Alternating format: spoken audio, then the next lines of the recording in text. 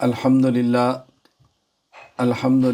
نحمده ونستعینه ونستغفره ونؤمن به ونتوکل علیہ ونعوذ باللہ من شرور انفسنا ومن سیئات اعمالنا من يهده الله فلا مضل له ومن يضلل فلا هادي له ونشهد ان لا الہ الا اللہ وحدہ لا شریک له ونشهد أن سيدنا ومولانا محمدا عبده ورسوله أما بعد فأعوذ بالله من الشيطان الرجيم بسم الله الرحمن الرحيم لو أنزلنا هذا القرآن على جبل لرأيته خاشعا متصدعا من خشية الله اللهم صل على محمد وعلى آل محمد كما صليت على إبراهيم وعلى آل إبراهيم إنك حميد مجيد اللهم بارك على محمد وعلى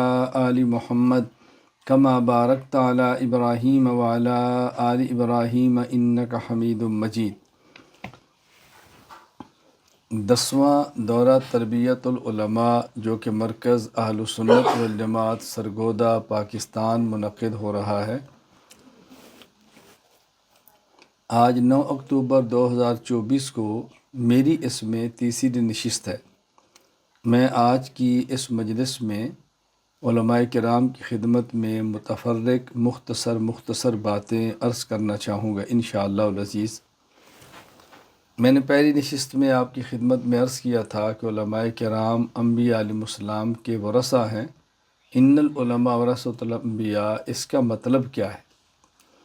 اور دوسری نشست میں نے آپ کی خدمت میں عرض کیا تھا کہ علوم نبوت میں سے جو بنیادی عقائد کا علم ہے، اس کو سمجھنا چاہیے، اور کچھ اس کے بارے میں نے گفتگو عرض کی تھی۔ آج تیسری نشست میں علماء کرام کی خدمت میں عرض کر رہا ہوں، چونکہ میدان میں ہم نے کام کرنا ہے، مختلف اکابرین بھی ہیں، مختلف جماعتیں بھی ہیں، میڈیا بھی ہے، اور مختلف چیزیں ہمارے سامنے آتی ہیں، تو اس کو ہم نے کیسے سنبھالنا ہے اور کیسے ہم نے کام کرنا ہے۔ پہلی بات یہ سمجھیں کہ جب ہم میدان میں نکلتے ہیں کام کے لیے، تو ہمارے سامنے بس اوقات یہ صورتحال پیش آتی ہے کہ ایک مسئلہ پر ہمارے ہی اکابرین کی دو آراء آ جاتی ہیں۔ بعض اکابر وہ ہوتے ہیں جو دنیا سے رخصت ہو گئے ہیں، دنیا سے چلے گئے ہیں، لیکن ان کی اختلافی آراء موجود ہیں، اور بعض مسائل ایسے ہیں کہ اس میں جو ہمارے زمانے میں ہم سے بڑے اکابر ہوتے ہیں، ان کی آراء مختلف ہوتی ہیں۔ تو عام آدمی کے لیے اس میں الجھن ہو جاتی ہے کہ میں کیا کروں، اس مسئلے میں ہمارے اکابر کے اختلاف ہے۔ میں ایک نشست میں پہلے ہی میں عرض کر چکا ہوں کہ رسول اکرم صلی اللہ علیہ وسلم نے ہمیں صرف اپنا وارث نہیں فرمایا، بلکہ انبیاء کا وارث فرمایا ہے، اور علماء انبیاء کے وارث ہیں۔ اس کا ایک مطلب یہ بھی ہے کہ انبیاء کرام کے عقائد میں اتفاق تھا، ہاں بعض انبیاء کی شریعت میں بعض فروعی مسائل دوسرے انبیاء سے مختلف تھے۔ تو یہ علماء چونکہ انبیاء کے وارث ہیں، اب اس حدیث کی روشنی میں اس کو سمجھنا کتنا آسان ہے کہ عقائد میں تو اتفاق ہے، اور بعض مسائل ایسے ہیں جو فروعی ہوتے ہیں، اس میں اختلافات آ جاتے ہیں، اور جو فروعی اختلافات ہیں اس میں ہمارا طرز عمل کیا ہونا چاہیے۔ پہلے یہ بات دیکھیں، جو ہمارے گزشتہ اکابر ہیں جن کی آراء میں اختلاف ہے، ان کی حیثیت کیا ہے۔ اگر ان کی حیثیت مجتہد کی ہے، جس طرح ائمہ اربعہ ہیں، تو مجتہد کا تو مطلب یہ ہے کہ وہ اجتہاد کرے گا اور اپنی اجتہادی طاقت سے فروعی مسائل میں اختلاف کرے گا۔ تو 4 مجتہد کا معنی 4 آراء ہیں۔ اس میں تو اصول بڑا واضح ہے، مذہبنا صواب یحتمل الخطا ومذہب غیرنا خطا یحتمل الصواب، کہ ہماری رائے درست ہے لیکن اس میں خطا کا احتمال ہے۔ ومذہب غیرنا خطا یحتمل الصواب، ہمارے مخالف کی رائے خطا ہے لیکن اس میں درست ہونے کا احتمال بھی ہے، اس میں تو الجھن نہیں ہے۔ اور وہ ہمارے کابر جو مثلاً اہل سنت والجماعت بھی ہیں، حنفی بھی ہیں، دیوبندی بھی ہیں، ہماری نسبت ان کی طرف ہے، اگر وہاں اختلافات آ جائیں تو یہ دیکھا کریں کہ جن فروعی مسائل میں اختلاف آیا ہے اس میں ہمارے اکابر کی کون سی رائے ایسی ہے جو ہمارے علاقہ میں مفید ثابت ہو سکتی ہے، اس رائے پہ عمل کر لیں۔ اب بتائیں یہ بات کتنی آسان ہے۔ گزشتہ سالوں میں ہمارا ایک شدت کے ساتھ اختلاف ابھرا تھا اسلامی بینکنگ کے بارے میں۔ بعض کی رائے یہ تھی کہ اس میں بعض صورتیں جواز کی بھی ہیں، بعض کی رائے یہ تھی کہ یہ ساری حرام ہیں۔ تو میں نے اس وقت بھی اپنے حضرات سے گزارش کی تھی کہ آپ اپنے علاقے میں دیکھیں کہ آپ کو ضرورت کس بات کی ہے۔ جو بینک کی بعض صورتوں کو اسلامی نقطہ نظر سے جائز قرار دے رہے ہیں وہ بھی ہمارے اکابر ہیں، جو ناجائز فرما رہے ہیں وہ بھی ہمارے اکابر ہیں۔ تو ہماری ضرورت ہے، بینک کمپنی کھولنی ہو، ویزا لینا ہو، بینک سٹیٹ میں ضرورت پڑتی ہے، بہت سارے مسائل ایسے ہیں کہ اس کے بغیر، بینک کے بغیر کوئی چارہ نہیں ہوتا۔ تو آپ ان کی رائے پر عمل کر لیں کہ جن کی رائے آپ کے علاقے میں مفید ثابت ہو سکتی ہے، اور باقی حضرات کی رائے کی تردید نہ کریں، اس کی غلط نہ کہیں، ان کی مخالفت نہ کریں، ان کی رائے کا احترام کریں۔ آج بھی ہمارے اکابر اگر کسی مسئلہ پر دو رائے آ جائیں ان کی، تو جن کے ساتھ آپ کا تعلق ہے، آپ وہاں پڑھے ہیں، آپ کا اصلاحی تعلق ہے، آپ ان کے ساتھ مل کے کام کر رہے ہیں، آپ ان کی رائے کو لے لیں اور بقیہ حضرات کی رائے کا احترام کریں، لیکن رائے کو قبول نہ کریں۔ یہ کوئی الجھن اور کوئی مشکل والی بات نہیں۔ اگر اس طرز عمل کو اختیار کریں گے تو انشاءاللہ کبھی بھی الجھن نہیں ہوگی۔ اور جن کے ساتھ آپ کی وابستگی ہوئی ہے، آپ ان کی رائے کو دوسروں کی رائے پر مسلط نہ کریں، کیونکہ میں دیکھتا ہوں ہمارے بسا اوقات ایسا ہوتا ہے کہ ہمارے بعض حضرات جن نے وہاں پڑھا ہے یا ان کے اپنے شیخ ہوتے ہیں یا جن کے ساتھ مل کر وہ کام کر رہے ہوتے ہیں، ان کی رائے کو دوسروں پر مسلط کرتا ہے۔ بھی ہمارے حضرت کی رائے یہ ہے، ہمارے حضرت یہ فرماتے ہیں، ہمارے امیر صاحب کو یہ فیصلہ ہے، تو ٹھیک ہے، ان کی رائے، ہم ان کی رائے کا احترام کرتے ہیں، لیکن جس طرح آپ ہمارے کسی بڑے کی رائے کو قبول کرنے کے لیے تیار نہیں ہیں، تو آپ ہمارے اوپر اپنی رائے کو آپ مسلط کیوں کرتے ہیں؟ یہ کتنی آسان سی بات ہے۔ میں ہمیشہ پوری دنیا میں یہ بات کہہ رہا ہوں، بھئی جب میں کسی پر اپنی رائے مسلط نہیں کرتا تو آپ اپنی رائے میرے اوپر مسلط کیوں کرتے ہیں؟ جس رائے کو آپ بہتر سمجھتے آپ کام فرما رہے ہیں، جس رائے کو میں بہتر سمجھ پر میں کام کر رہا ہوں۔ خیر، خلاصہ یہ ہے، اگر کسی مسئلے پر موجودہ اکابرین کی رائے میں اختلاف آ جائے تو جن کے ساتھ آپ کا تعلق ہے، جن کی رائے آپ کے علاقے میں مفید ہے، آپ ان کو لے لیں اور بقیہ حضرات کی رائے کی تردید نہ کریں، اپنی رائے پر مسلط نہ کریں۔ یہ بہت آسان سی صورت ہے۔ دوسری بات، ہم کسی بھی ملک میں کام کریں، اس ملک میں ایک ہی موضوع پر کام کرنے والی کئی جماعتیں موجود ہیں۔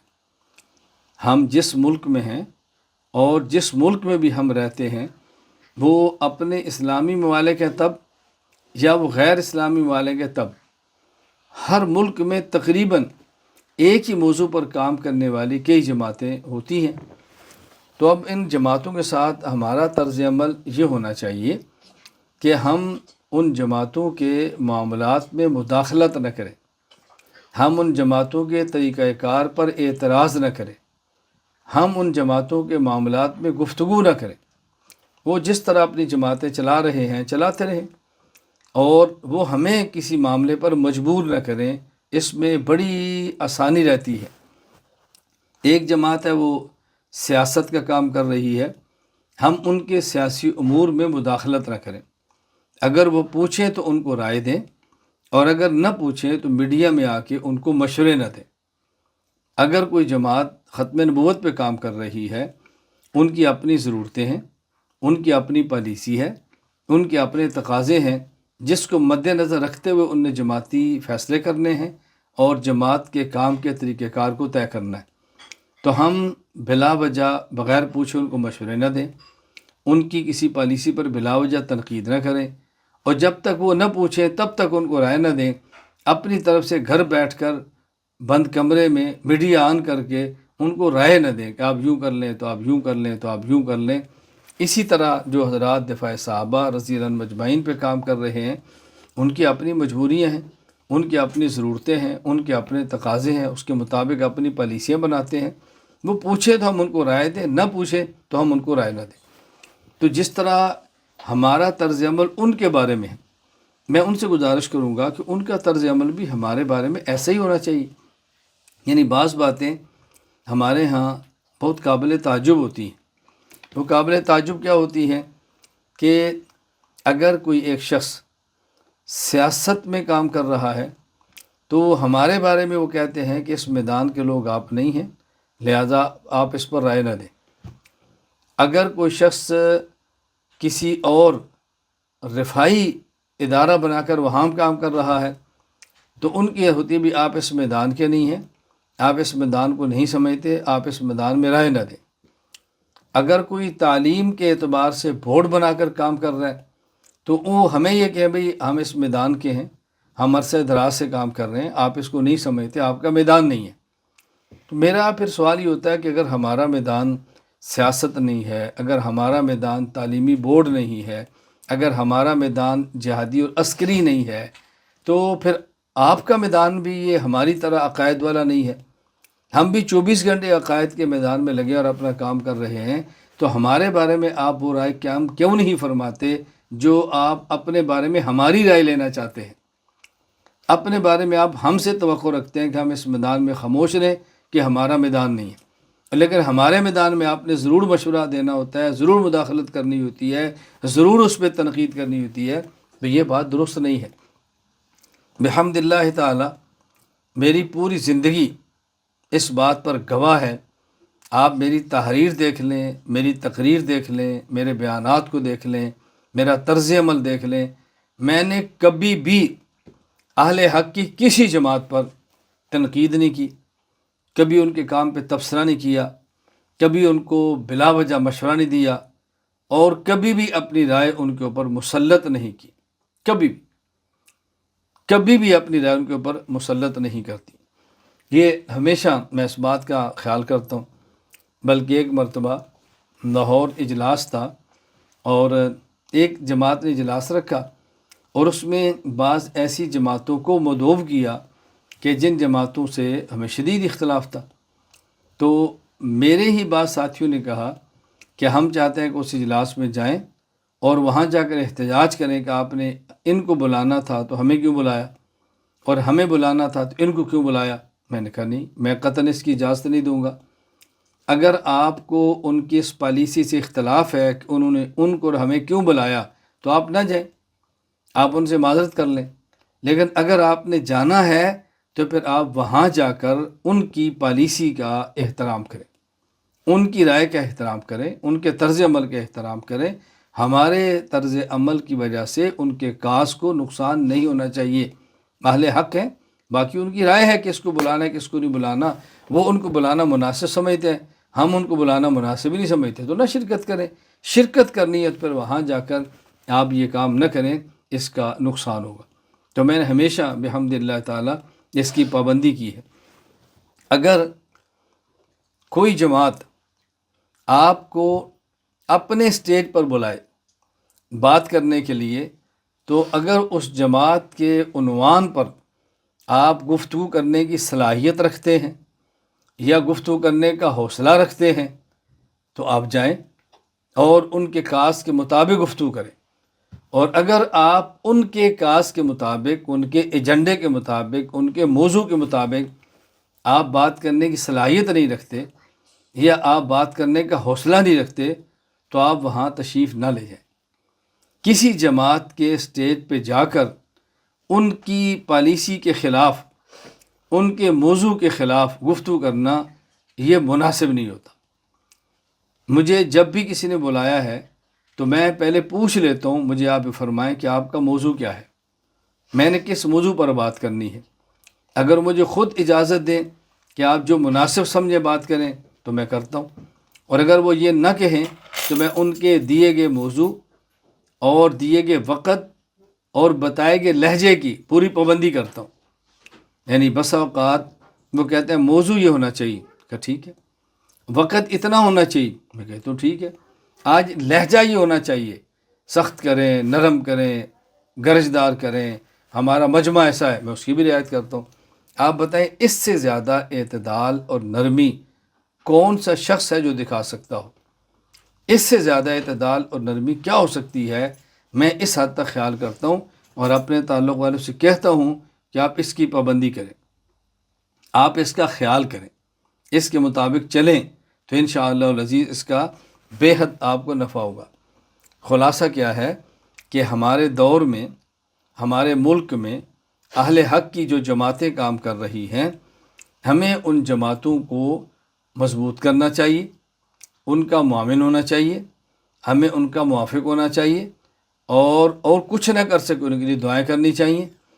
ان کی پالیسی، ان کے طرز عمل، ان کے طریقہ کار کے مطابق اگر وہ رائے پوچھے تو ان کو دینی چاہیے، ورنہ ان کے خلاف رائے میڈیا پر، جلسوں پر، اجتماعات میں، اپنے شاگردوں میں، مریدین میں نہیں دینی چاہیے، جس سے فضا مقدر ہوتی ہے، فضا ناموافق ہوتی ہے اور کام کرنے والوں کے لیے الجھنیں پیش آتی ہیں۔ نمبر 3، تیسری بات، آج تقریباً ہر شخص کی یہ زبان پر ہے، یہ میڈیا کا دور ہے، اور تقریباً یہ بھی ہر شخص کی زبان پر ہے، یہ میڈیا دجالی ہتھیار ہے۔ تقریباً یہ بھی ہر کسی کی زبان پر ہے، یہ دجالی فتنہ ہے۔ یعنی تقریباً ہر بندہ یہ بات کہہ رہا ہے کہ میڈیا دجالی فتنہ ہے، دجال کا ہتھیار ہے، اور میڈیا کا دور ہے۔ جب یہ تینوں جملے آپ کہہ رہے ہیں اور دجال کو حقیقت میں اپنا دشمن سمجھتے ہیں، اور ہمارا ذہن ہے کہ دجال ہمارا دشمن ہے، ہمارا خیر خواہ نہیں ہے، تو پھر ہمیں اس کا سدباب کرنا چاہیے، اس کی روک تھام ہونی چاہیے، اس کے مقابلے میں کوئی بہتر صورت نکالنی چاہیے۔ اگر تو ہم میڈیا کے استعمال کو غلط سمجھتے ہیں تو پھر میڈیا کا استعمال چھوڑ دیں۔ یہ نہیں کہ میڈیا غلط ہے اور اس کی غلطی بتانے کے لیے ہم میڈیا پر آتے ہیں، یہ عجیب طرز عمل ہے۔ یعنی بعض لوگ یہ کہیں گے کہ میڈیا غلط ہے، لیکن یہ بات میڈیا پر آ کر بتائیں گے، یعنی اس کا معنی کہ آپ نے تسلیم کر لیا کہ یہ جو آپ کی رائے تھی میڈیا غلط ہے، یہ رائے بھی آپ میڈیا کے ذریعے آگے پہنچا رہے ہیں، میڈیا کے بغیر آپ اپنی رائے کا اظہار بھی نہیں کر سکتے، تو پھر آپ کیسے میڈیا غلط کہہ رہے ہیں؟ یعنی میرے سامنے بعض ایسی چیزیں آتی ہیں جس پر مجھے بہت تعجب ہوتا ہے۔ ابھی چند دن قبل میں مکہ مکرمہ میں تھا، تو مجھے ایک ساتھی نے ایک چھوٹا سا کلپ بھیجا کہ جی آپ سنیں، اس پر رائے دیں۔ میں نے پہلے عرض کیا کہ میں ہر بات پر رائے نہیں دیتا۔ جو مجھے کلپ بھیجا اس کا خلاصہ کیا تھا کہ یہ جو ہمارا میڈیا ہے، یہ جو وسائل ہیں یہ ناجائز ہیں اور اس کو دین کے لیے استعمال نہیں کرنا چاہیے۔ تو میں ان سے پوچھ رہا تھا یہ جو رائے دی جا رہی ہے لاؤڈ سپیکر پر یا بغیر لاؤڈ سپیکر کے؟ کہا یہ لاؤڈ سپیکر پر۔ میں نے کہا یہ رائے ریکارڈ ہو رہی ہے یا نہیں ہو رہی؟ کہا جی ریکارڈ ہو رہی ہے۔ میں نے کہا یہ رائے نشر ہو رہی ہے بغیر میڈیا کے، میڈیا کے ساتھ؟ کہا جی میڈیا کے ساتھ۔ تو میں نے کہا پھر جس چیز کو آپ استعمال کر رہے ہیں اس کو آپ کیسے غلط کہہ رہے ہیں؟ ایک ہے میڈیا کے طریقہ کار کا غلط ہونا، ایک ہے میڈیا کا غلط ہونا، دونوں میں بہت فرق ہے نا، دونوں میں بہت فرق ہے۔ میں اس کو سمجھانے کے لیے ایک واقعہ بطور مثال پیش کیا کرتا ہوں۔ لاہور جوہر ٹاؤن ایک مسجد میں میرا درس تھا۔ درس قرآن کے بعد جب میں فارغ ہوا تو ایک شخص وہاں پہ منکر حدیث تھا۔ اس نے مجھ سے یہ سوال کیا کہ کیا حدیث حجت ہے؟ میں نے ان سے پوچھا کہ آپ کی کیا رائے ہے، آپ کیا سمجھتے ہیں؟ اس نے کہا میں تو سمجھتا ہوں حدیث حجت نہیں ہے۔ میں نے پوچھا کہ آپ کے پاس اس کی دلیل کیا ہے؟ تو انہوں نے کہا کہ رسول اکرم صلی اللہ علیہ وسلم نے فرمایا ہے لا تکتبوا انی غیر القرآن او کما قال، کہ تم قرآن لکھا کرو، قرآن کے علاوہ مجھ سے جو بات سنو اور کوئی نہ لکھا کرو۔ تو قرآن کے علاوہ جو بات صحابہ حضور سے سنتے تھے رضی اللہ عنہ وہ تو حدیث تھی۔ اگر حدیث حجت ہوتی تو رسول اکرم صلی اللہ علیہ وسلم قرآن کی طرح اس کو بھی لکھنے کا حکم دیتے۔ میں نے ان سے سوال کیا جو آپ نے ابھی مجھے عربی عبارت پڑھ کے سنائی ہے لا تکتبوا عنی غیر القرآن، یہ قرآن کا کون سا پارہ ہے اور یہ کون سی سورت کی کون سی آیت ہے؟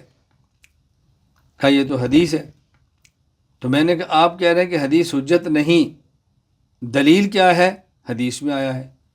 تو جب حدیث حجت ہی نہیں ہے تو آپ میرے خلاف پھر حدیث کیسے پیش کریں گے؟ یا آپ حدیث کو حجت مان لیں یا اس حدیث کو بطور دلیل پیش نہ کریں، کوئی اور دلیل پیش کریں۔ ادھر آپ کہتے ہیں کہ میڈیا کا استعمال دین کے لیے جائز نہیں ہے، اسی میڈیا پر آپ نے اسی بات کو نشر کر رہے ہیں، تو یہ معیار مناسب نہیں ہے، یہ طرز عمل درست نہیں ہے۔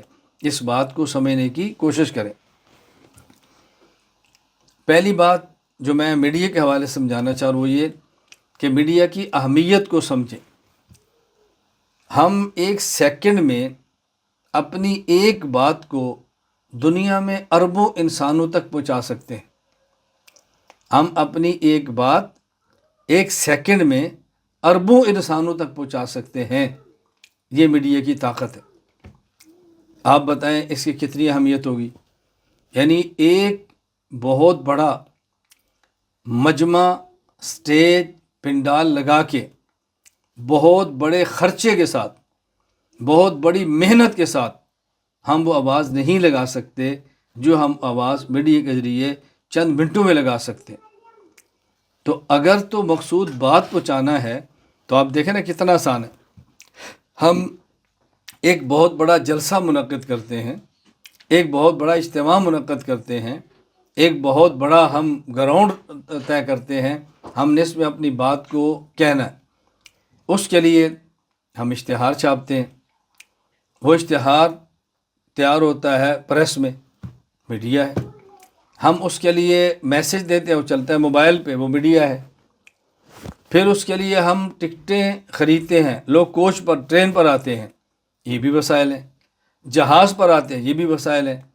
تو ہم نے کتنا خرچ کیا ہے چند لاکھ لوگ یا چند ہزار یا چند سو اکٹھے کر کے بات سنانے کے لیے، اور اگر یہی بات ہم ہر کسی کو گھر میں بٹھا کر سنا دیتے تو آپ بتائیں کتنا فائدہ ہوتا۔ اس کا معنی ہرگز یہ نہیں ہے کہ میں کوئی اجتماعات کا مخالف ہوں، نہیں، وہ ایک طاقت ہے، وہ ایک طریقہ ہے، اس کے اپنے فوائد ہیں، اس میں کوئی اشکال نہیں ہے۔ میں گزارش کر رہا ہوں کہ ہمارا بہت بڑا انسانیت کا طبقہ ایسا ہے کہ جو ہمارے جلسوں میں یا ہمارے اداروں میں یا ہمارے اجتماعات میں نہیں آتا یا نہیں آنا چاہتا، اور اس کے لیے دین کو سمجھنے کا اس کے نزدیک ایک ہی ذریعہ ہے، وہ ہے میڈیا۔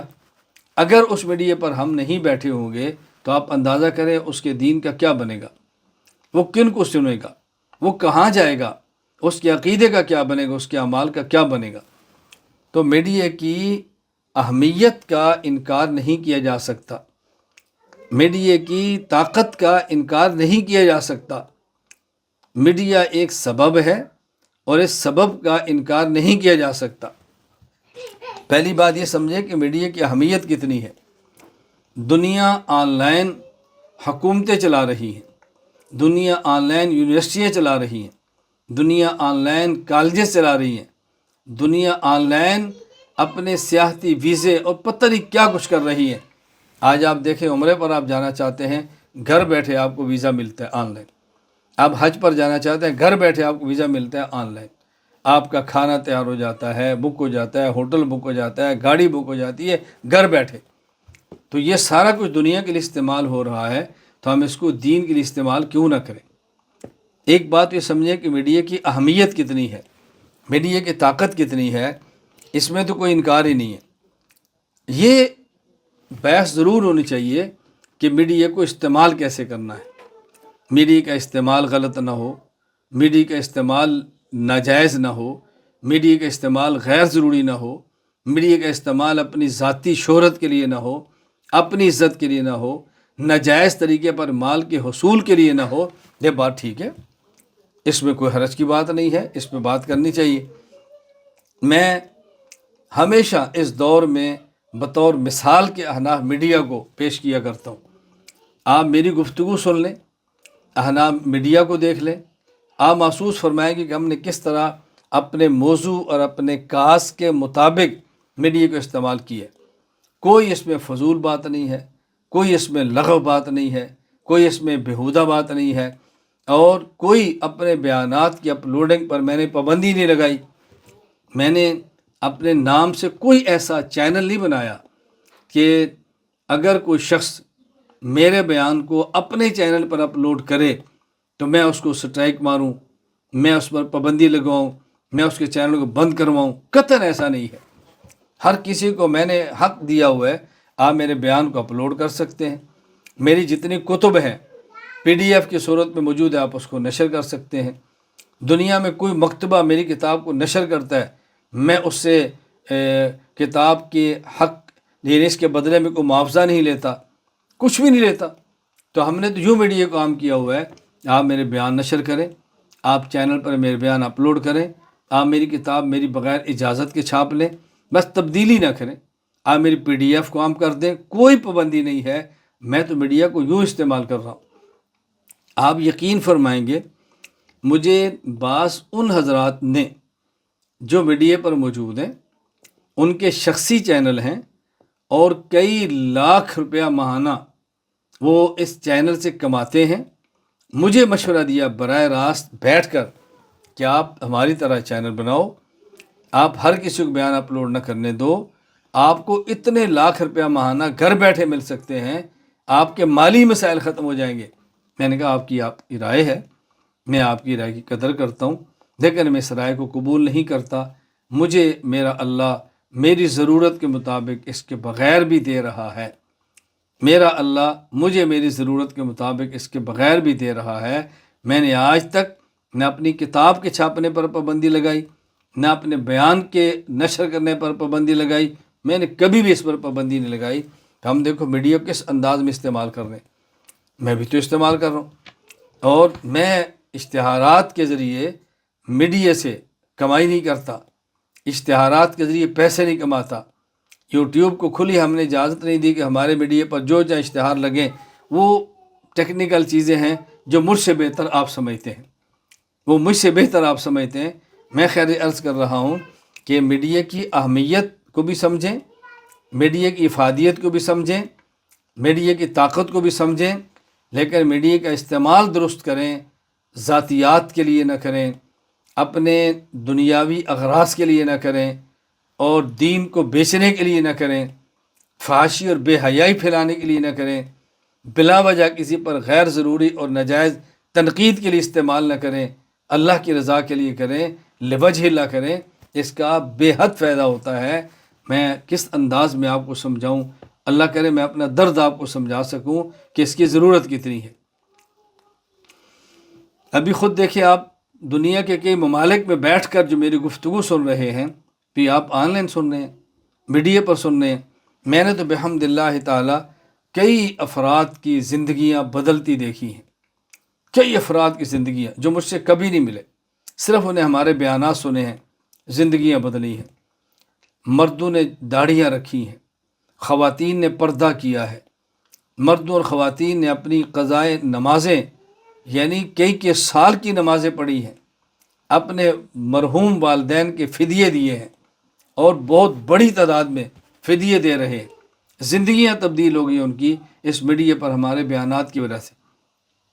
کوئی میرے بیانات سے خراب ہوا ہو تو مجھے آپ متنبع کریں کہ فلاں بندہ آپ کی بیان سے بگڑ گیا ہے، آپ کی میڈیا سے تبدیل ہو گیا ہے، وہ یوں ہو گیا، وہ یہ ہو گیا، آپ بتائیں۔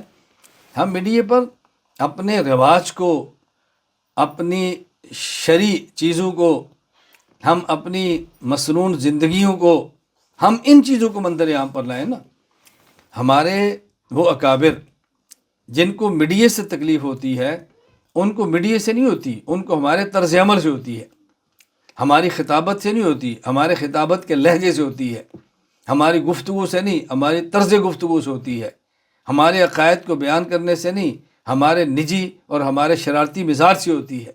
ورنہ ہمارے اکابر جو ہم سے بڑے ہیں وہ ہمیں کیوں منع کریں گے، وہ کیوں ہمیں روکیں گے، کیوں ہمارے سر پہ ہاتھ نہیں رکھیں گے؟ ایسا نہیں ہو سکتا۔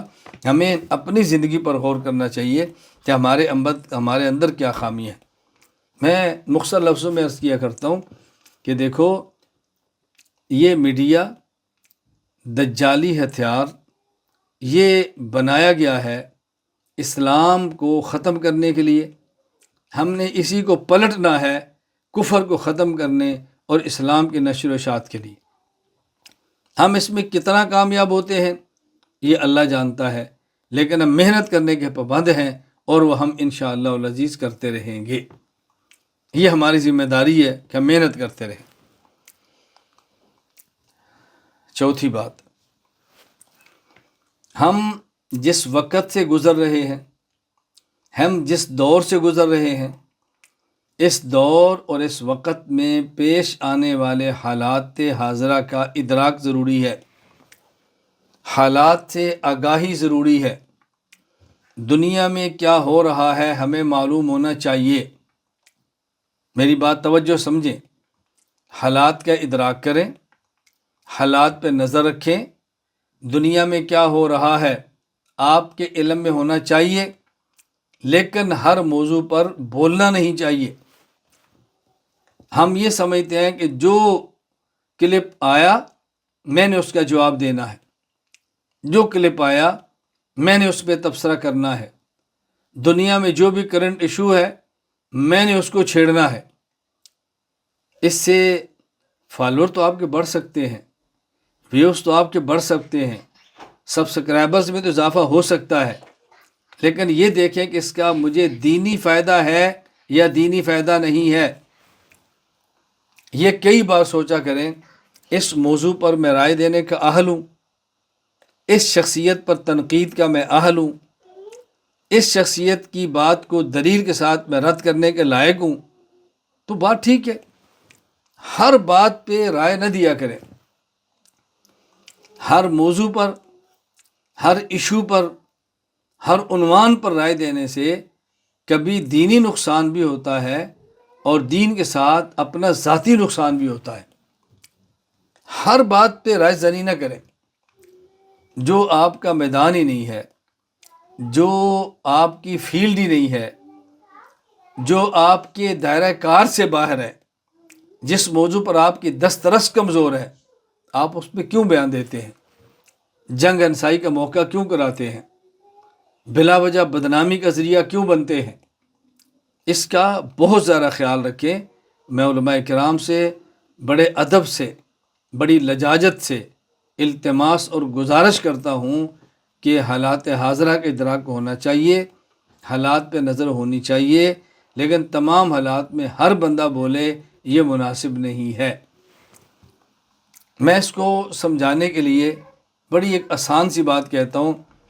جو بندہ جس فیلڈ کا ہوتا ہے، بس اوقات وہ چھوٹی سی بات کرتا ہے اور بہت بڑی خبر بنتی ہے، اور جو بندہ اس فیلڈ کا نہیں ہوتا وہ بہت بڑی بات کرتا ہے اور چھوٹی سی خبر بھی نہیں بنتی۔ تو کیا فائدہ ہوا پھر؟ کیا فائدہ ہوا؟ جو لوگ جس فیلڈ کے ہیں اس میں انہی کو رائے دینی چاہیے، اور ہم اس کی رائے کو آگے نقل کریں، ہم ان کی رائے کو مضبوط کریں، ہم ان کے ساتھ کھڑے ہوں۔ ہر بندے کا ہر موضوع پر رائے دینا یہ ضروری نہیں ہے۔ علماء کرام اس کو بات توجہ سے سمجھ لیں اور اب اس بات کو اہمیت دیں۔ پانچویں بات، مقاصد اور ذرائع، ان میں فرق سمجھیں۔ مقصد اور ذریعہ، ان میں فرق سمجھیں۔ ایک ہمارا مقصد کیا ہے، ایک اس مقصد کے لیے وسیلہ کیا ہے، دو باتوں میں فرق ہے۔ دین کی اشاعت یہ ہمارا مقصد ہے، اس دین کی اشاعت کے لیے قلم یہ وسیلہ ہے، اس کے لیے کاغذ یہ وسیلہ ہے، اس کے لیے ہماری درسگاہ یہ ہمارا وسیلہ ہے۔ اصل مقصود وہ دین کی اشاعت ہے، باقی اس کے ذرائع اور وسائل ہیں۔ ذرائع اور وسائل ہر دور میں بدلتے رہتے ہیں، مقصد نہیں بدلا کرتا۔ وسائل اور ذرائع بدلتے رہتے ہیں، مقصد نہیں بدلتا۔ ایک وقت تھا کہ کوئی شخص بیت اللہ حج یا عمرہ کے لیے جائے، وہ پیدل جاتا، وہ گھوڑے پر، خچر پر، اونٹ پر، گدھے پر سوار ہو کے جاتا۔ آج حج اور عمرہ پہ جانے والے ایک سال میں کروڑوں افراد ہیں، اور ان میں سے ایک بندہ بھی آپ کو ایسا نہیں ملے گا کہ جو پیدل، خچر، گھوڑے یا گدھے پر سوار ہو کے جائے۔ جو بھی آپ کو ملے گا وہ جہاز پر ملے گا، وہ ریل پر ملے گا، وہ بس پر ملے گا، وہ کار پر ملے گا۔ اب دیکھیں، مقصد حج بیت اللہ ہے اور سواری اس کا ذریعہ ہے۔ وقت کے ساتھ ساتھ سواریاں بدلتی جا رہی ہیں، وقت کے ساتھ ساتھ سواریاں بدلتی جا رہی ہیں۔ میں نے ایسے اشخاص نہیں دیکھے کہ جو یہ کہیں کہ میں عمرہ چھوڑ دوں گا، جہاز پہ نہیں بیٹھوں گا، میں حج چھوڑ دوں گا، میں جہاز پہ نہیں بیٹھوں گا۔ کیوں؟ اس لیے اگر میں نے آج کے دور میں حج عمرہ کرنا ہے تو مجھے پاسپورٹ بنوانا ہے، جو تصویر کے بغیر نہیں بنتا۔ میں نے ویزا لینا ہے، جو تصویر کے بغیر نہیں بنتا۔ میں نے جہاز پہ بیٹھنا ہے، اور تقریباً 99% سے زیادہ جہاز میں ایئر ہوسٹر خاتون ضرور ہوتی ہے۔ میں نہیں جا سکتا، میں نے نہیں دیکھا۔ وہ ہر بندہ کہتا ہے جی میری مجبوری ہے، میں نے حج عمرہ کرنا ہے، اب وہ پاسپورٹ کے بغیر ہوتا نہیں، تصویر کے بغیر ویزا نہیں، اور جہاز کے بغیر جا نہیں سکتے، میری مجبوری ہے، میں مجبور ہوں۔ اس کا معنی ہے کہ آپ نے تسلیم کر لیا ہے کہ حج اور عمرہ ایک مقصد تھا، میں نے اس کو حاصل کرنے کے لیے جہاں مجبور ہوا تو میں نے وہ ذریعہ استعمال کیا جس ذریعے کو عام حالات میں جائز بھی نہیں کہہ رہا۔ آپ نے تسلیم کر لیا۔ تو دیکھیں، مقصد نہیں بدلنا، ذریعہ اور وسیلہ بدلتا رہتا ہے۔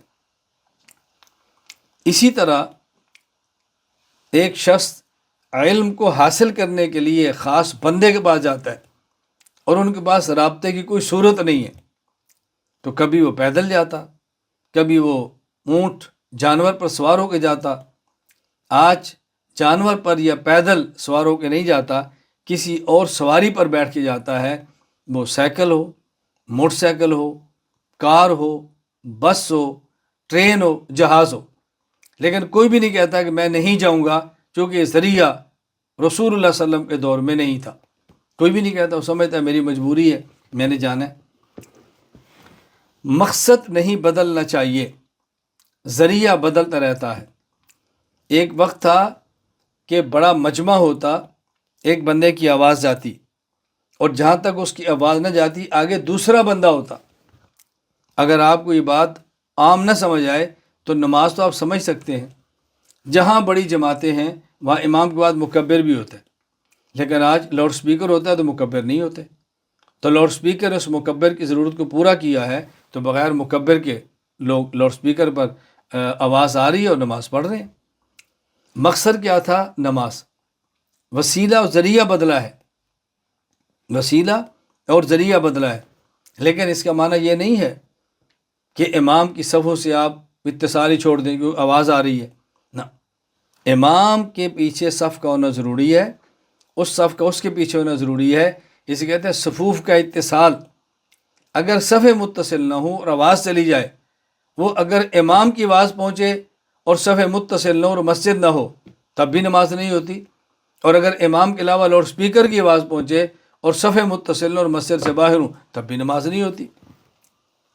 ایک یہ کہ مسجد بہت بڑی ہے، امام آگے ہے، مختلف 10 صفوں کے بعد کھڑا ہوا ہے، یہ مکروہ تو ہے لیکن نماز ہو جائے گی۔ اور ایک یہ کہ مسجد سے باہر کھڑا ہوا ہے، امام اور مختلف کے درمیان بہت فاصلہ ہے، تو اس کی نماز نہیں ہوتی۔ آج بہت ساری جگہوں پر دیکھا جاتا ہے کہ لاؤڈ سپیکر کی آواز پہ لوگ نماز پڑھ رہتے ہیں۔ تو میں آپ عرض کروں، دیکھیں، جہاں ذریعہ ناجائز ہو رہا ہے ہم کہہ رہے ہیں ناجائز ہے، جہاں ذریعے سے مقصد فوت ہو رہا ہے ہم کہتے ہیں ٹھیک نہیں ہے، جہاں مقصد فوت نہیں ہوتا اور ذریعے سے کام ہوتا ہے وہاں ٹھیک ہے۔ یعنی امام موجود ہے، امام کے پیچھے ایک صف ہے، دوسری ہے، صفوف کا اتصال ہے، لیکن آواز نہیں جا رہی۔ تو پہلے آواز مکبر کے ذریعے جاتی تھی، اب آواز لاؤڈ سپیکر کے ذریعے جا رہی، اور چونکہ جماعت میں صفوف کا اتصال شرط ہے، اگر صفوف کا اتصال نہیں ہو رہا، اب آواز جا بھی رہی ہے تو نماز نہیں ہوگی، کیونکہ مقصد ہی فوت ہو گیا نا۔ مقصد تو نماز ہے اور باجماعت ہے، باجماعت کا معنی ہی صفوف میں اتصال ہے۔ اگر صفوف میں اتصال نہیں ہے تو یہ جماعت کون سی ہے؟ یہ تو انفرادی نماز ہے، آپ نے اس کو اکٹھے کا نام دے دیا ہے، یہ کون سی اجتماعی اکٹھی نماز ہوگی؟ مقصد اور وسیلہ ذریعہ، اس میں فرق سمجھیں۔ اسی طرح دین کو بیان کرنا ہمارا مقصد ہے۔ اس کا ایک ذریعہ کتاب ہے، اس کا ایک ذریعہ زبان ہے، اس کا ایک ذریعہ آج کے دور میں انٹرنیٹ ہے، آج کے دور میں آن لائن ہے۔ یہ سب اس کے ذرائع ہیں۔ ذرائع ٹھیک استعمال کریں تو کوئی حرج کی بات نہیں ہے۔ اور میں ایک مرتبہ سعودی عرب خبر میں تھا، اور ایک نوجوان کو میں سمجھا رہا تھا کہ آپ آن لائن ہمارے عالم کورس میں شرکت کریں۔ اس کا اشکال یہ تھا کہ نہیں، دین تو وہی ہے اور طریقہ بھی وہی ہے جو رسول اللہ صلی اللہ علیہ وسلم نے دیا۔ نہ دین بدل سکتا ہے، نہ طریقہ بدل سکتا ہے۔ رسول اکرم صلی اللہ علیہ وسلم کا دین پڑھانے کا طریقہ آپ نے صحابہ کو پڑھایا، صحابہ رضی اللہ عنہم نے تابعین کو پڑھایا، تابعین علیہم الرحمہ نے اتباع تابعین کو پڑھایا، اتباع تابعین علیہم الرحمہ نے آگے لوگوں کو پڑھایا۔ یہی طرز ہے۔ تو دین نہیں بدلتا اور طریقہ دین بھی نہیں بدلتا۔ تو میں نے پوچھا کہ خبر سے اگر حج عمرہ پر جانا ہو تو دین ہے؟ کہا جی دین ہے۔ میں نے کہا وہاں جانے کا طریقہ، پہلے جانے کا طریقہ اونٹ تھے، آج تم خبر سے اگر اونٹ پہ جانا چاہو تو اونٹ مل جاتا ہے؟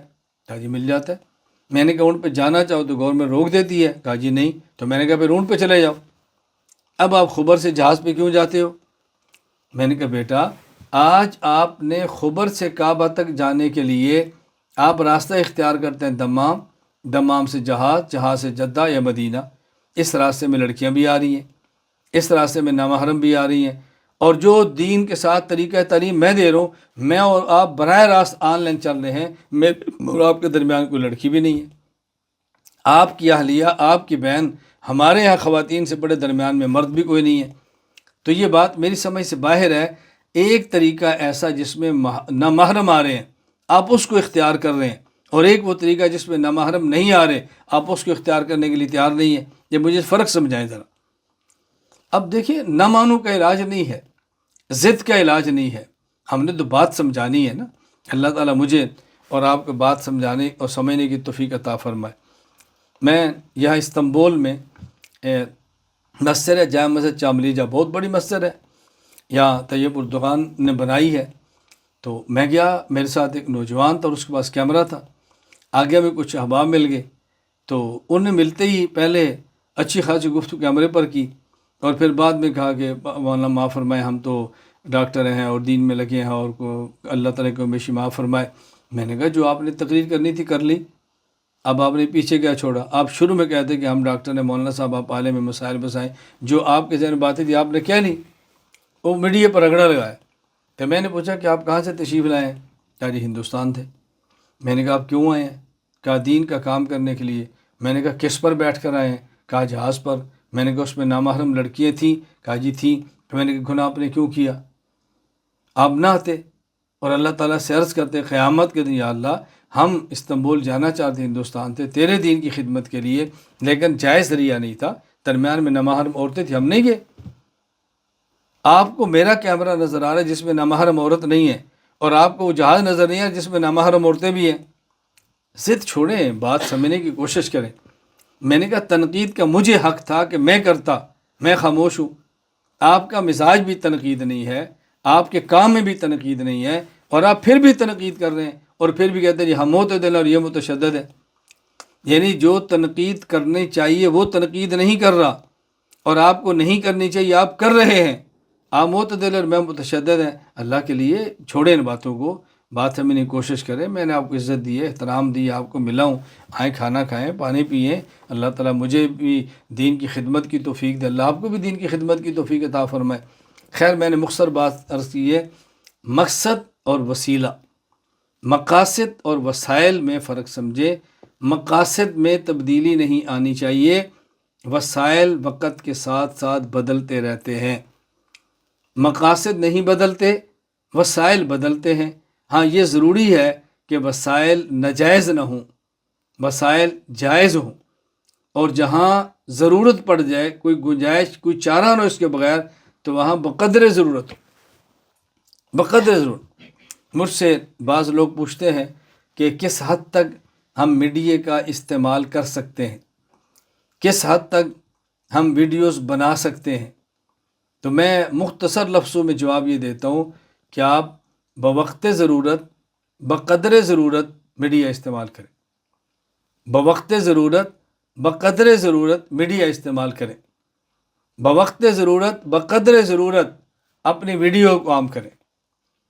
بس اس سے آسان ترین گفتگو میں کیا آپ کی خدمت میں عرض کروں، اللہ میں بات سمجھنے کی توفیق عطا فرمائے۔ چھٹی بات سمجھیں، ہم اللہ تعالیٰ سے دنیا میں بھی کامیابی چاہتے ہیں اور اللہ تعالیٰ سے آخرت میں بھی کامیابی چاہتے ہیں۔ دنیا کی کامیابی اجتماعی اعمال کے ساتھ مقید ہے، آخرت کی کامیابی انفرادی اعمال کے ساتھ مقید ہے۔ دنیا میں اس وقت تک ہم غیر پر غالب نہیں آ سکتے جب سارے اکٹھے ہو کر کام نہ کریں، اور آخرت میں جہنم کی آگ سے اس وقت تک نہیں بچ سکتے جب تک اپنی انفرادی ذمہ داری کو پورا نہ کریں۔ اجتماعی انفرادی اعمال کا فرق اچھی طرح سمجھ لیں۔ دنیا میں غالب آنے کے لیے، ذلت سے بچنے کے لیے ضروری ہے کہ ہم اجتماعیت کے ساتھ کام کریں، لیکن آخرت میں جہنم کے عذاب سے بچنے کے لیے اجتماعیت ہی نہیں، انفرادی اعمال پر توجہ دینا ضروری ہے۔ قیامت کے دن میزان موجود ہوگا، ترازو لگا دیا جائے گا، اور اس میں اجتماعی افراد اور امت کو نہیں تولا جائے گا، ایک ایک شخص کو اپنے ایک ایک عمل کا حساب دینا پڑے گا، ایک ایک شخص کو اپنے ایک ایک عمل کا حساب دینا پڑے گا۔ فَمَن يَعْمَلْ مِثْقَالَ ذَرَّةٍ خَيْرًا يَرَهُ وَمَن يَعْمَلْ مِثْقَالَ ذَرَّةٍ شَرًّا يَرَهُ۔ چھوٹی سے چھوٹی برائی وہ بھی اس کو دکھائی جائے گی اور وہ دیکھے گا، چھوٹی سے چھوٹی اچھائی وہ بھی دکھائی جائے گی اور وہ اس کو دیکھے گا۔ چھوٹے سے چھوٹا گناہ، چھوٹے چھوٹا نیک عمل، یہ قیامت کے دن بندے کے سامنے پیش کیا جائے گا۔ دنیا میں غالب آنے کے لیے اجتماعیت شرط ہے، انفرادیت سے کچھ نہیں ہوگا۔ یعنی اگر ایک بستی ہے اور ایک بستی میں ایک ہی شخص ہے اور وہ اعلاء کلمت اللہ کے لیے میدان میں نکلتا ہے اور باقی سارے غیر اور دین دشمن ہیں، یہ نکلا ہے، یہ غالب نہیں آ سکتا، جام شہادت نوش کر جائے گا۔ تو دنیا میں غالب آنے کے لیے ضروری تھا کہ سارے اس کے ساتھ ہوتے، لیکن یہ دنیا میں غالب نہیں آیا، موت کے بعد جہنم کی آگ سے بچ جائے گا کہ یا اللہ میرے اختیار میں میری ذات تھی، میرے اختیار میں میرا مال تھا، میرے اختیار میں میرا وجود تھا، میں نے وہ لگا دی ہے۔ دنیا میں کامیابی تب ملے گی جب سارے کھڑے ہوں گے، اور آخرت میں کامیابی سارے کی کھڑے ہونے شرط نہیں ہے، انفرادی اعمال کے ساتھ ہے۔ اس سے کیا ثابت ہوا؟ میں بات کیا سمجھانا چاہتا ہوں، ہر آدمی اپنی ذمہ داری کا احساس کرے، اس کا انتظار نہ کرے کہ میں اکیلا کیا کروں، باقی میرا ساتھ نہیں دیتے، میں اکیلا کیا کر سکتا ہوں، میرے اختیار میں کیا ہے۔ اکیلے ہیں تو کریں، باقی آپ کا ساتھ دیں گے تو آپ غالب ہو جائیں گے، باقی ساتھ نہیں دیں گے، اکیلے کام کریں گے تو جہنم کی آگ سے بچ جائیں گے۔ دنیا میں غالب آنے کے لیے اجتماعیت شرط ہے، اور آخرت کے عذاب سے بچنے کے لیے انفرادی اپنے اپنے اعمال شرط ہے۔ میں اگر اس موقع پر یہ آپ کی خدمت میں عرض کر دوں تو شاید مناسب ہو اور آپ کے لیے ماننا مشکل ہو کہ جب میں نے عقائد پر کام شروع کیا ہے اور اعتدال اور دلائل کے ساتھ رد فرق باطلہ پر کام کیا ہے، تو میں تنہا تھا، گاؤں میں تھا، بغیر اسباب وسائل کے تھا اور مشکلات کے اندر تھا، میں نے کام کیا۔ میں نے کسی کا سہارا نہیں لیا، کسی فرد کا، کسی جماعت کا، کسی سرمایہ دار کا، کسی کا سہارا نہیں لیا۔ کوشش پوری کی ہے میری پشت پہ آئیں، کوشش پوری کی ہے لوگ میرے ساتھ جڑیں، کوشش پوری کی ہے میرے ساتھ رہیں۔ میں نے جس حد تک ممکن تھا، لیکن تنہا میں نکلا ہوں، اور میرے اوپر ایک بات سوار تھی اعصاب پر کہ میں نے اس کام کو اپنے گاؤں میں، اپنے شہر میں، اپنے صوبے میں، اپنے ملک میں، اپنے بر اعظم میں نہیں، پوری دنیا میں لے کر جانا ہے۔ جو میرے اختیار میں تھا میں نے کیا ہے، جو اسباب میرے پاس تھے میں نے لگا دیے، جو وسائل میرے بس میں تھے میں نے لگا دیے۔ اس کے بعد میں نے اللہ سے دعا کی ہے، محنت کی ہے، دوڑا ہوں کہ اللہ اس کو پوری دنیا میں عام کر دے۔ آج آپ دیکھ رہے ہیں پوری دنیا میں کتنا کام کیا ہے کہ میں اس سے آسان لفظوں میں کوئی بات شاید نہ سمجھا سکوں کہ میں نے کئی بار کہا مجھے دنیا میں ایک شخص ایسا بتایا جائے، اردو جانتا ہو، مذہب سے دلچسپی رکھتا ہو، اور اس کے پاس کیمرہ، موبائل کیمرے والا ہو، اور اس کے موبائل کے اندر میں نہ ہوں۔ اس سے آسان بات میں کیا کہہ سکتا؟ کوئی اردو نہیں جانتا، اس کا میں کیا کروں؟ اردو جانتا ہے، اس کو مذہب سے دلچسپی نہیں ہے، اس کا میں کیا کروں؟ مذہب سے دلچسپی بھی ہے اور اس کے موبائل میں کیمرہ نہیں، اس کا میں کیا کروں؟ کوئی شخص اردو جانتا ہو، مذہب سے دلچسپی ہو اور موبائل میں کیمرہ ہو، اور پھر وہ کہے میں نے اس بندے کو نہیں سنا، یہ بہت مشکل ہے۔ اب اندازہ فرمائیں کس قسم پرسی میں، کن مشکلات پہ میں نے کام شروع کیا ہے۔ آپ کے لیے ان مشکلات کا سہنا تو دور کی بات، شاید سننا بھی آپ کے بس میں نہ ہو۔ آپ یقین بھی کرنے کے لیے تیار نہیں ہوں گے کہ اس دور میں ایسے بھی ہو سکتا ہے۔ لیکن الحمدللہ میرے اللہ کا بہت بڑا کرم ہے، مشکلات بھی ختم ہو گئی ہیں، پریشانیاں بھی ختم ہو گئی ہیں۔ اللہ نے اپنے فضل و کرم سے کام کا دائرہ بھی پوری دنیا کے اندر عام کر دی ہے۔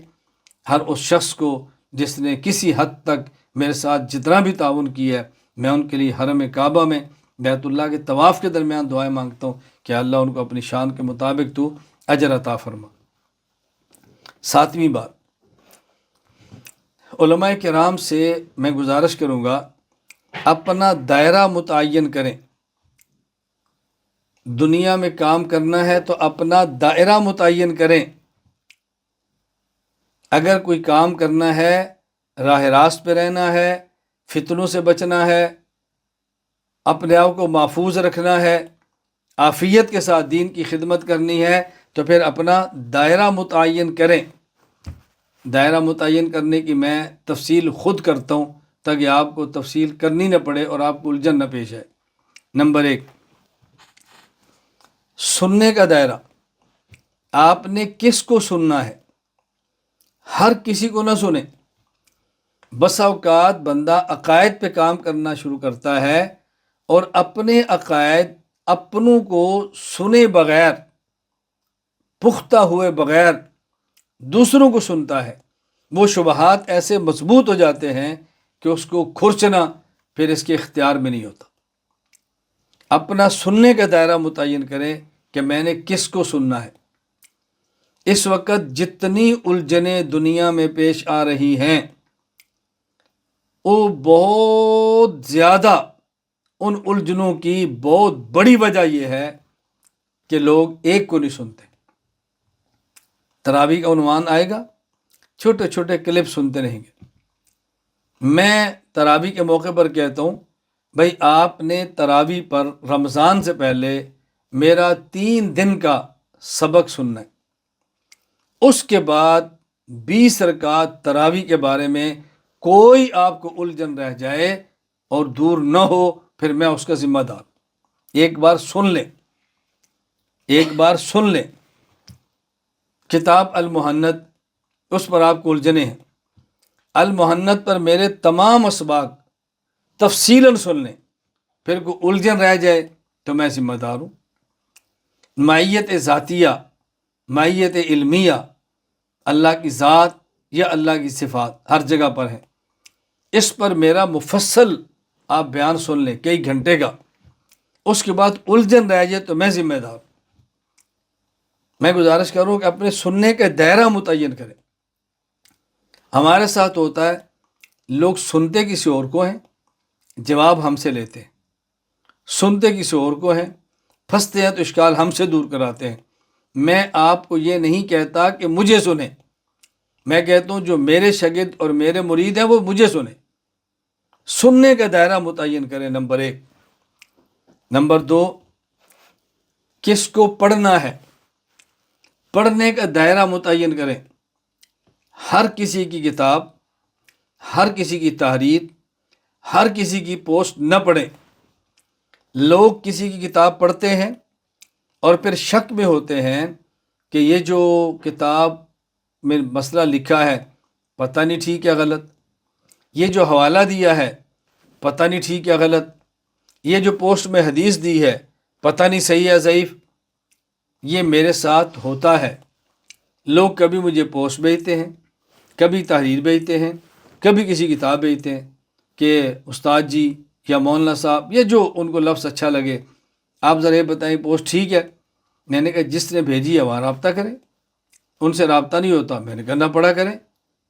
احناف میڈیا کی پوسٹیں آ رہی ہیں، ہر عنوان پہ آ رہی ہیں، موسم کے مطابق آ رہی ہیں، میں اپنی ذمہ داری نبھا رہا ہوں، جو میرے اختیار میں ہے میں لگاؤں۔ آپ نہ سنیں جس پر آپ کو اعتماد نہیں۔ پہلے اپنے پڑھنے کا دائرہ متعین کریں کہ میں نے کس کو پڑھنا ہے۔ بعض لوگ اردو درست کرنے کے لیے ایسے ادیب کو پڑھتے ہیں جس کے نظریات غلط ہوتے ہیں۔ نتیجہ کیا نکلتا ہے؟ اردو ٹھیک ہوتے ہوتے نظریات غلط ہو جاتے ہیں۔ بعض لوگ شاعری سیکھنے کے لیے کسی شاعر کو پڑھتے ہیں، شاعری سیکھتے سیکھتے عشق مجازی کی غلاظت میں مبتلا ہو جاتے ہیں۔ آپ یہ دیکھیں آپ نے پڑھنا کس کو ہے، اس کو دیکھیں۔ آپ جس کو سنیں گے اس کا اثر لیں گے، آپ جس کو پڑھیں گے اس کا اثر لیں گے۔ آپ نے پڑھنا کس کو ہے یہ دائرہ متعین کریں۔ نمبر 3، کس کی بات کو حرف آخر سمجھنا ہے، اپنا دائرہ متعین کریں۔ کس کی بات کو حرف آخر سمجھنا ہے؟ ہمارے یہاں کیا ہے؟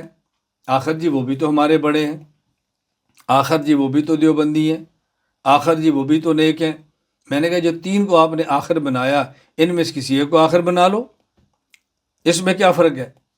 آخر وہ بھی تو اہل حق ہیں۔ میں نے کہا میں کب منع کرتا ہوں، میں کہتا ہوں انہی سے رہنمائی لیں، ہم نے تو آپ کو مجبور نہیں کیا کہ ہم سے رہنمائی لیں۔ آخری بات کس کی ہے آپ کے یہاں معتبر ہے؟ حرف آخر کون ہے؟ اپنا دائرہ متعین کریں۔ اگر آپ نے ایک شخص کو حرف آخر نہ سمجھا، آپ کبھی کسی کی بات، کبھی کسی کی بات، کبھی کسی کی بات۔ ہاں اگر آپ کو ایسا بندہ نہیں ملتا کہ جو ان موضوعات کا سمجھتا ہو تو بات الگ ہے۔ آپ کو ایسے بندے بھی ملیں کہ جو ان سارے موضوعات کی سمجھتے ہوں، پھر آپ کے لیے کیا الجھنیں؟ آخری فیصلہ کس کا آپ نے ماننا ہے؟ آپ کے حرف آخر کون ہے؟ اپنا دائرہ متعین کریں، کبھی الجھن کے اندر مبتلا نہیں ہوں گے۔ میرے سامنے اس کی 20 مثالیں موجود ہیں۔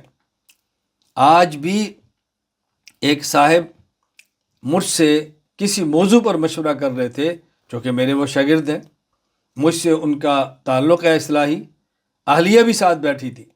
اب وہ خود بھی فرما رہے ہیں، اہلیہ بھی ان کی فرما رہی ہیں کہ حضرت جب سے ہم آپ کے ساتھ جڑے ہیں اور آپ کی بات کو ہم آخری بات سمجھتے ہیں، ہماری گھر کی الجھنیں بھی ختم ہو گئی ہیں، ہمارے دینی معاملات بھی درست ہو گئے، الجھنیں ہماری ختم ہو گئی۔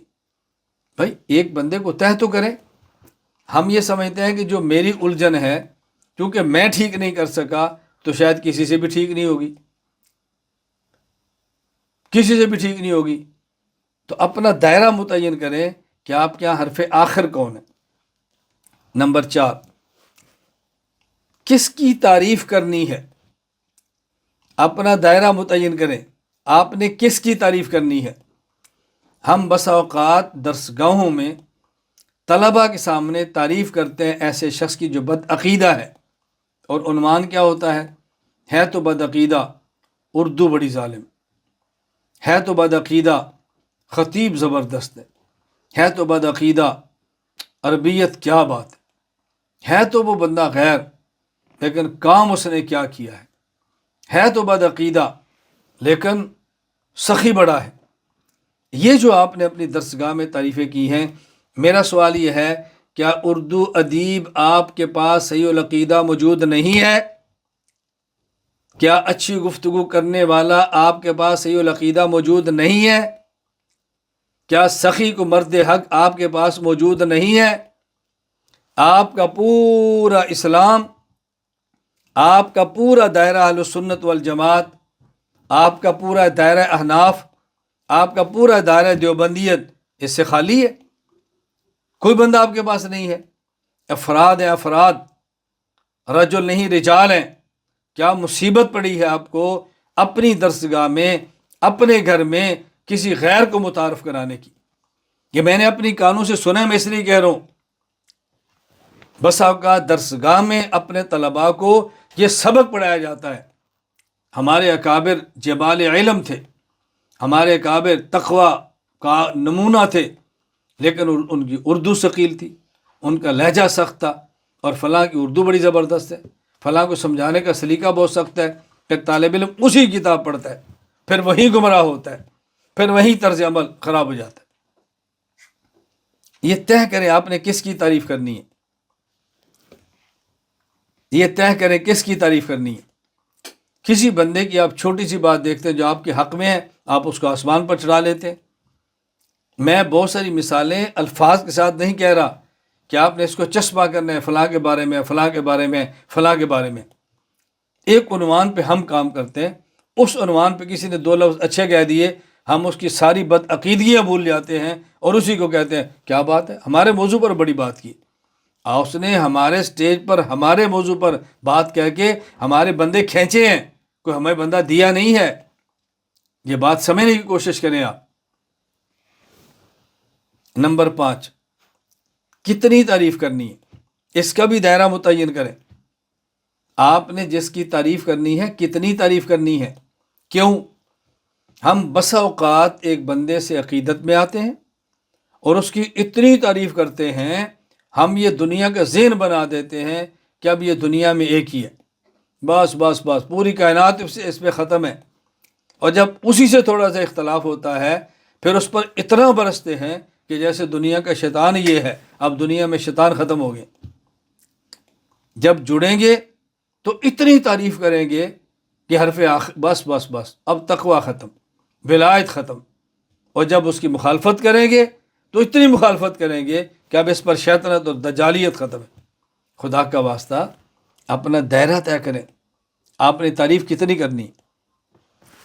میں آج علماء کرام کو بھی کہتا ہوں، کئی بار اپنے شاگردوں کو کہہ چکا ہوں، اپنے مریدین کو کہہ چکا ہوں، میرے بارے میں ایک اصول یاد رکھ لیں، دنیا کا کوئی شخص میری ذات پر اعتراض کرے کہ آپ کے استاد یا آپ کے شیخ محمد الیاس گھمن نے کوئی بات غلط کی ہے یا اس کے کردار غلط ہے، یہ جرم اس نے کیا ہے، آپ بھڑکے مت، آپ غصے مت ہوں، آپ طیش میں مت آئیں۔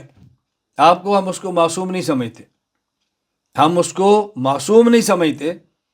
ممکن ہے غلط بات کی ہو، جو گناہ آپ کہتے ممکن ایسے زیادہ کی ہوں۔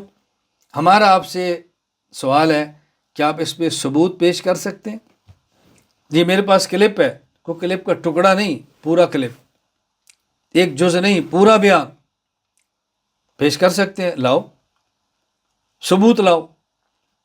اگر آپ کہتے ہیں جرم انہوں نے کیا ہے، اس کا ثبوت لاؤ اور گواہ لاؤ۔ اگر یہ نہیں کر سکتے تو آپ کی میں ان سے بات کرا دوں، آپ ان سے بات کر سکتے ہیں۔ ایک شخص آپ کو ثبوت بھی نہیں دیتا، ایک شخص آپ کی موجودگی میں میرے ساتھ بات بھی نہیں کرتا، تو آپ اسے کہہ دو بھائی خدا حافظ، ہم آپ سے لڑتے نہیں، ہم آپ سے بحث نہیں کرتے، ہم شریعت کے پابند ہیں۔ جو آپ نے ہمارے استاد پر الزام لگایا ہے، ثبوت دے دو اور شرح دے دو، اور ثبوت نہیں دے سکتے ان سے بات کر لو۔ یہ میں آپ کو قسم اٹھا کر کو تو میں ہانس نہیں ہوں گا، میرے علم میں ایسے واقعات آتے ہیں، میں اسی شہر میں ہوتا ہوں، اسی ملک میں ہوتا ہوں، مجھ پہ الزام لگانے والا اسی ملک میں ہوتا ہے، میرا ہی شاگرد یا مرید ان کو کہتا ہے بھائی استاد جی آئے ہیں، آپ ان سے بات کر لیں، کہتے ہیں یہ بات نہیں کر سکتے، وہ متکلم ہیں، صاحب لسان ہیں۔ اس نے کہا ہم تو سنیں گے نا، چلیں آپ بات نہ کریں، آپ ثبوت دے دیں، ہم ثبوت ان کے سامنے پیش کر دیں گے۔ ثبوت بھی نہیں دیں گے، بات بھی نہیں کریں گے، اور اسی شہر میں رہ کر دوسری گلی میں بیٹھ کر میرے خلاف پروپیگنڈا بھی کریں گے۔ میں اپنے حضرات سے کہتا ہوں بھی ہم نے لڑنا نہیں، ہم نے جھگڑنا نہیں، ہم بتائیں گے کہ معتدل وہ ہیں یا ہم ہیں، اور آپ یقین فرمائیں گے میں خدا گواہ ہے قسم اٹھاؤں تو حانث نہیں ہوں گا، اور یہ بات کرنے والے بھی وہی ہوں گے جو خود کو معتدل کہتے ہیں، جو خود کو متقی کہتے ہیں، خود کو نہایت سمجھدار اور اچھے لوگ کہتے ہیں، اور ہمارے بارے میں پروپیگنڈا ہوتا ہے کہ یہ بندے ٹھیک نہیں، ہم اعتدال میں ہیں، بات بھی نہیں کرتے، گالی بھی نہیں دیتے، جواب بھی نہیں دیتے، تنقید بھی نہیں کرتے، خاموش رہتے ہیں۔ ہم کہتے ہیں یہ ثبوت دو یا ہم سے بات کرو۔ اپنا دائرہ متعین کریں کہ آپ نے تعریف کرنی ہے تو کتنی کرنی ہے۔ نمبر 6، اپنا دائرہ متعین کریں اپنے شاگردوں، اپنے مریدوں، اپنی مسجد کے مقتدیوں، اپنے حلقہ کے افراد کو تعارف کس کا کرانا ہے۔ ہر کسی کا تعارف نہ کرایا کریں، جو بھی آپ کے شہر میں آئے جوڑ دیا، جو بھی آپ کے ملک میں آئے جوڑ دیا، جو بھی آپ کے گھر آئے کٹھا منڈی لگا دی۔ یہ سوچا کریں تعارف ہم نے کس کا کرانا ہے۔ ہم بس اوقات تعارف کرانے کے بعد پھنستے ہیں، پہلے تعارف کراتے ہیں، پہلے بیان کراتے ہیں، پہلے مجمع جوڑتے ہیں، پہلے ان کی تعریفوں کے پل باندھتے ہیں، اور پھر وہی جب اپنے نظریات کو چھیڑنا شروع کرتے ہیں تو پھر ہم کہتے ہیں ہم نے غلطی کی تھی، ہمیں اس کا تعارف نہیں کرانا چاہیے تھا۔ تو طے کریں کہ تعارف کس کا کرانا ہے، اپنا دائرہ متعین کریں، اپنی درسگاہ میں، اپنے مسجد میں، اپنے مریدوں میں، اپنے حلقے میں ہر کسی کا تعارف مت کرائیں۔ جس پر آپ کو 100% اطمینان ہے، آپ اس کی سابقہ زندگی دیکھ کر درجہ اسباب میں مستقبل کا فیصلہ کریں گے کہ جی آئیں تعارف کرائیں، ہر کسی کا تعارف مت کریں۔ نمبر 7، اپنا وزن کن کے ترازو میں رکھنا ہے۔ اپنا دائرہ متعین کریں، اپنا وزن کس کے ترازو میں رکھیں۔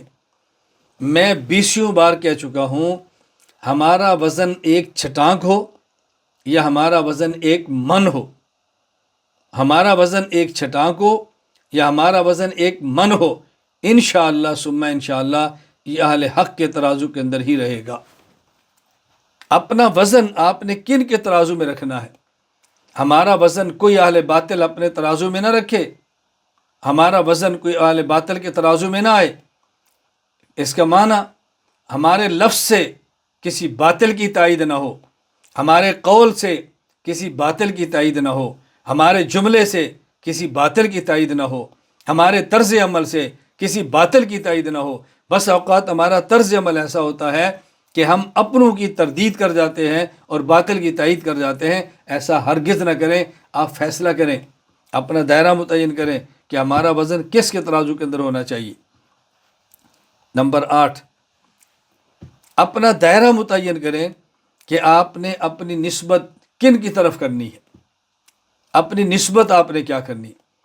ہم ہر آئے دن اپنی نسبتیں بدلتے رہتے ہیں اور چھوٹی چھوٹی نسبتیں کرتے رہتے ہیں۔ میرے اگر آپ مزاج کو دیکھیں گے، میں آپ کو اپنے مزاج کا پابند نہیں کر رہا، اور میں ان نسبتوں کی تردید بھی نہیں کر رہا، یہ بات یاد رکھنا۔ مثال کے طور پہ میں ہوں، اب مجھے جو خانقاہ میں سلسلے میں اجازت حاصل ہے، وہ سلسلہ چشتیہ سے بھی ہے، قادریہ سے بھی ہے، نقشبندیہ سے بھی ہے، سہروردیہ سے بھی ہے، حضرت مدنی رحمہ اللہ کے سلسلے سے بھی ہے، حضرت تھانوی سے بھی ہے، حضرت شیخ زکریا رحمہ اللہ کے سلسلے سے بھی ہے، حضرت مولانا علی میاں ندوی رحمہ اللہ کے سلسلے سے بھی ہے، کئی سلاسل سے۔ اب میں نسبت کون سی کروں؟ میں نے خانقاہ کو منسوب کس کی طرف کروں؟ میں نے اپنی خانقاہ کو پورے عالم میں خانقاہ حنفیہ کے نام سے موسوم کر دی، خانقاہ حنفیہ رکھ دی۔ کیوں؟ خانقاہ حنفیہ کا معنی ہم باطل سے تنگ ہیں اور حق کے ساتھ ہیں۔ ما کان ابراہیم یہودیم ولا نصرانیم ولکن کان حنیفا۔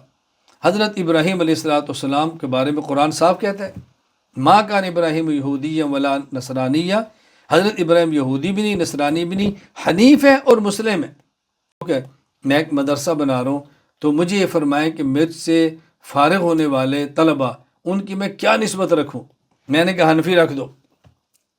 اپنی نسبت کیا رکھنی ہے، آپ نے منسوب کو کس کی طرف کرنا ہے، اس کو طے کریں۔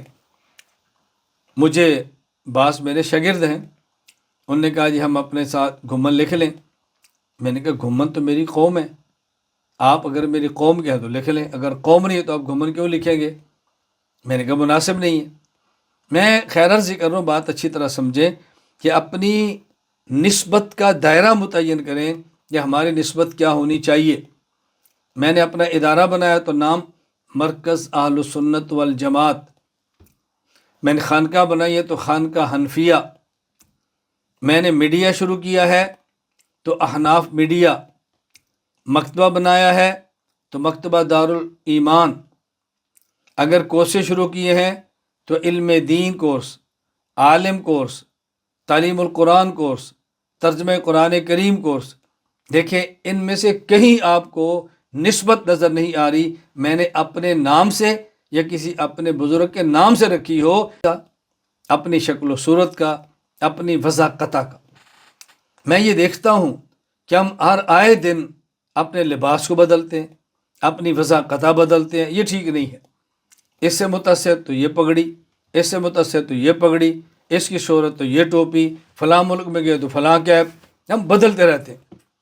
اپنی وضاقتہ مسنون رکھیں، سنت کے مطابق رکھیں، بس اپنی وضع اور قطع سنت کے مطابق رکھیں۔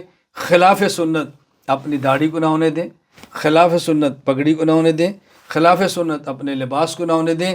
ایک عالم کی وضع اور قطع، لباس اور حیت ایسی ہونی چاہیے کہ دیکھنے سے پتہ چلے یہ عالم ہے۔ اپنے لباس کا دائرہ متعین کریں، وضع قطع کا دائرہ متعین کریں، ہر آئے دن بدلنے کی کوشش نہ کریں۔ یہ بھی کوئی جملہ ہے، جیسا دیس ویسا بیس، جیسا دیس ویسا بیس؟ بھئی آپ عالم ہیں، آپ کی قائدانہ صلاحیت ہے، جیسا دیس ویسا بیس کیا ہوتا ہے؟ نمبر 10، اپنا دائرہ متعین کریں کہ آپ کا آئیڈیل کون ہے۔ ایک شخص اپنا آئیڈیل متعین کریں، ہر آئے دن اپنا نمونہ تبدیل نہ کریں، ہر آئے دن اپنی پسندیدہ شخصیتیں تبدیل نہ کریں، استشارہ کریں، استخارہ کریں، سوچ سمجھ کر چلیں۔ ایک شخص کو اپنا معیار بنا لیں۔ اس دور میں کام کرنے کے لیے معیار حق تو حق اللہ کے پیغمبر ہیں صلی اللہ علیہ وسلم، حق اللہ کی ذات ہے، حق اللہ کا قرآن ہے، حق اللہ کا پیغمبر ہے صلی اللہ علیہ وسلم۔ معیار حق صحابہ کرام رضی اللہ تعالی عنہم اجمعین ہے۔ کام کرنے کے لیے آج کے دور میں آپ نے معیار کس کو بنانا ہے، کسوٹی کس کو بنانا ہے؟ تدریسی نظام میں معیار کس کو بنائیں، خانقاہی نظام میں معیار کس کو بنائیں، آپ میڈیا پر کام کرتے ہیں معیار کس کو بنائیں، آپ خطابت کرنا چاہتے ہیں معیار کس کو بنائیں، آپ جو دینی کام کرنا چاہتے ہیں اس میں آپ کا پسندیدہ شخص کون ہے، آپ کا نمونہ کون ہے، آپ معیار کس کو بنا کر اس کے مطابق اپنا کام کرنا چاہتے ہیں، تو آپ حضرات اپنا دائرہ متعین کریں، پھر آپ دیکھیں کام کیسے ہوتا ہے۔ میں اس کو سمیٹتے ہوئے آپ خدمت میں گزارش کروں گا، اگر آپ نے دین کا کام کرنا ہے اپنا دائرہ متعین کریں۔ نمبر 1، کس کو سننا ہے؟ نمبر 2، کس کو پڑھنا ہے؟ نمبر 3، کس کی بات کو حرف آخر سمجھنا ہے؟ نمبر 4، کس کی تعریف کرنی ہے؟ نمبر 5، کس کی کتنی تعریف کرنی ہے؟ نمبر 6، اپنے لوگوں کو تعارف کس کا کرانا ہے؟ نمبر 7، اپنا وزن کن کے ترازو میں رکھنا ہے؟ نمبر 8، اپنی نسبت کن کی طرف کرنی ہے؟ نمبر 9، اپنا لباس وضع اور قطع کیسی رکھنی ہے؟ نمبر 10، اپنے لیے نمونہ، معیار اور آئیڈیل کس کو بنانا ہے؟ آپ یہ طے کریں اور پھر یہ دیکھیں دین کا کام کیسے ہوتا ہے، پھر یہ دیکھیں رکاوٹیں کیسے ٹوٹتی ہیں، پھر دیکھیں حکمت عملی کیسے بنتی ہے۔ اللہ تعالیٰ مجھے اور آپ سب کو دین کی مقبول خدمت کرنے کی توفیق عطا فرمائے۔ وآخر دعوانا ان الحمد للہ رب العالمین۔